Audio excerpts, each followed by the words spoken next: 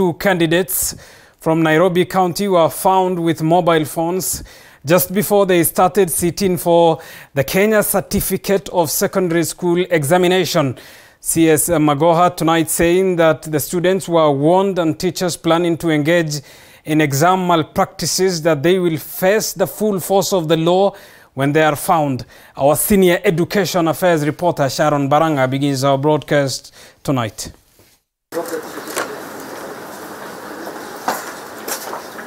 More than 800,000 KCSE candidates class of 2021 began writing their theory examination.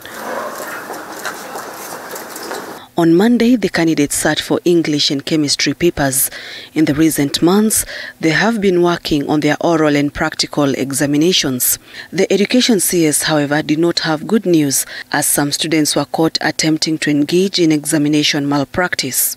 So the children are not guilty. The guilty are the parents, and the more guilty are the teachers, some of whom are basically just traders and crooks. We dismantled one of their cartels in primary schools, having arrested several of them. We have noticed that they have formed another one. And this morning in Nairobi, we already had 2 students with cell phones. We are going to be very soft with them. We shall allow them to take the exams.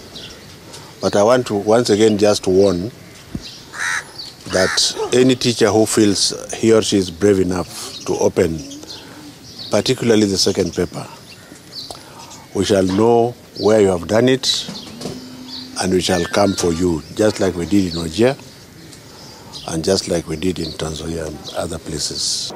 And what we are emphasizing to all the examination centers are 3 main things.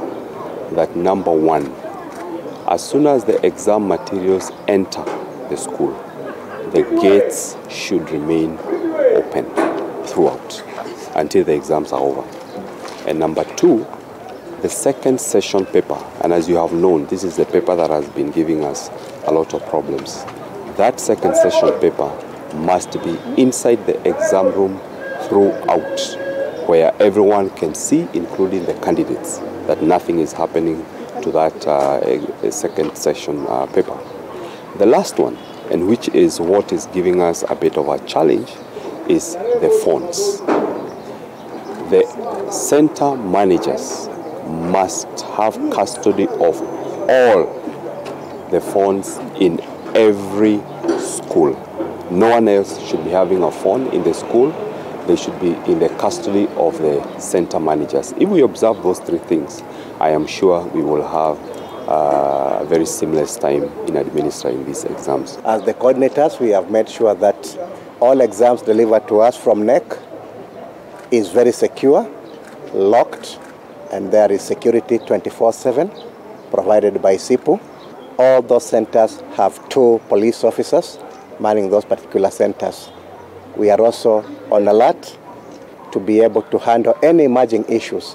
So we want to believe that we are going to deliver the exam, it will be intact, and that people and our students, our children, will only get what they have worked for.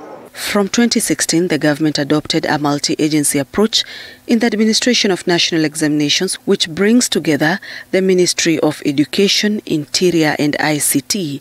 And so a number of government officials take part in supervising the opening of containers and distribution of examination materials. The Education CS says this has enabled the government to secure the exams which in the recent years would leak before candidates sat for the papers. As TSC, we have given 70,486 teachers whom we have thoroughly vetted, and to make sure that we have given the best teachers to administer these examinations. On Tuesday, the candidates will sit for Mathematics Paper 1 and English Paper 2. These examinations will be the last KCPE and KCSE exams done outside the traditional November-December period as the school calendar normalizes as of 2023.